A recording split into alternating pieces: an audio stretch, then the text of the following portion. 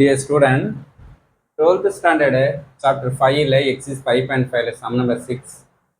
Cross section of a nuclear cooling tower in the shape of the hyperbola. Nuclear cooling tower, நமக்கு என்ன ஷேப்ல hyperbola ஷேப்ல நமக்கு இருக்குது. Hyperbola equation is x square by 30 square minus y square 40 square equal to 1. Okay. The tower oda tall the height of distance 150 meter. The cooling tower height 150 meters. Okay. Then center of the hyperbola half of the distance from the base.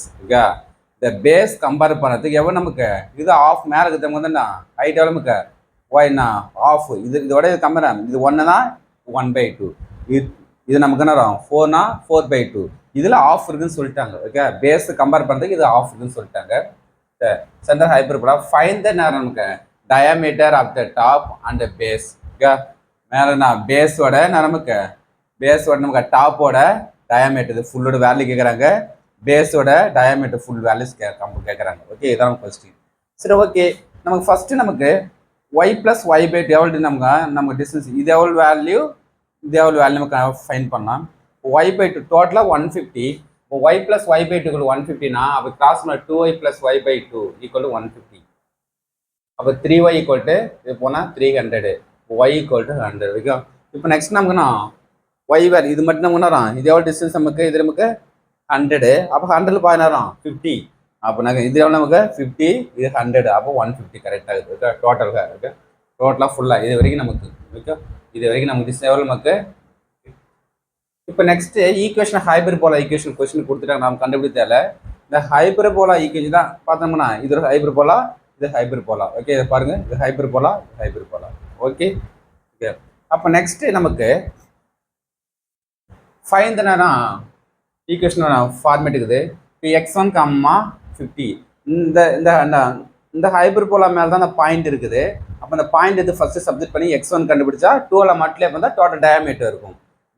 Diameter for the radius, ஒரு radius x1, இது தெரியாது radius x1 எடுத்துட்டு நமக்கு இதோட நமக்கு இதுலேருந்து எவ்வளோ நமக்கு 15 நமக்கு தெரியும். இது 100. அப்போ x1, 50. அப்போ ஃபர்ஸ்ட் இது சப்ஜெக்ட் பண்ணலாம். நமக்கு இது எக்ஸுக்கு இது ஒய்க்கு சப்ஜெக்ட் பண்ணுங்க. எக்ஸுக்கு x1 ஸ்கொயர், இது 900, 50 ஸ்கொயர் பை 44. இது சரி வந்தால் ப்ளஸ் ஆகிடும். 2500 பை 1936. இது எல்சியும் எடுத்தால் இந்த ரிசல்ட் வரும். இதில் நெக்ஸ்ட்டு இந்த 900க்கு போனால் மட்டும் ஆகிடும், இந்த ரிசல்ட் ரிமைனிங் அப்படியே இருக்கும். ஸ்கொயர் ரூட் எடுக்கிறோம்.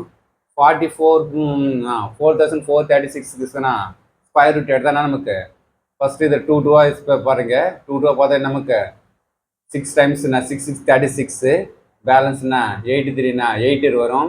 இப்போ நெக்ஸ்ட் 2 டெசிமலா ஸ்கொயர் டைம்ஸ்க்கு 2 டெசிமலா இருக்கணும். 36 கீழே ஆகிட்டான். இங்கே இருக்கிற வேல்யூ 2 மட்டும் எப்படின்னா 12. திரும்பினா நமக்கு எத்தனை டைம்ஸ் வரும்னு செக் பண்ண போகிறோம். இங்கேயும் 666 போடுங்க. 66 போட்டால் 756 வருது. திரும்பி நெக்ஸ்ட் லெஸ் பண்ணால் 80 வரும். திரும்பி என்ன வரும் 80. அங்கே வேல்யூ எதுவுமே இல்லை.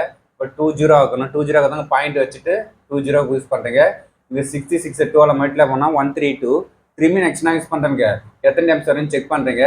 அப்போ 6 டைம்ஸ் தான் இருக்கும். இதேமாதிரி நான் 44 திரும்பி 00 போயிட்டே இருக்கணும். அப்போ 66.6 நமக்கு ஸ்கொயர் ரூட், இதோட ஸ்கொயர் ரூட் 900னா 30 தெரியும், இது 44 தெரியும். ஓகே, இது ரெண்டு மட்டும் போனால் அந்த ரிசல்ட்டு டிவைட் பை 44. அப்போ x1 கொடுனா 45.41. இதுக்கு okay, diameter of the top நம்ம அப்போ டாப்போட டயாமீட்டர் நமக்கு இது x1னா இது x1, அப்போ 2x1. அப்போ 2 இன்ட்டு நேரம் 45.41, அப்போ 90.82 மீட்டர்.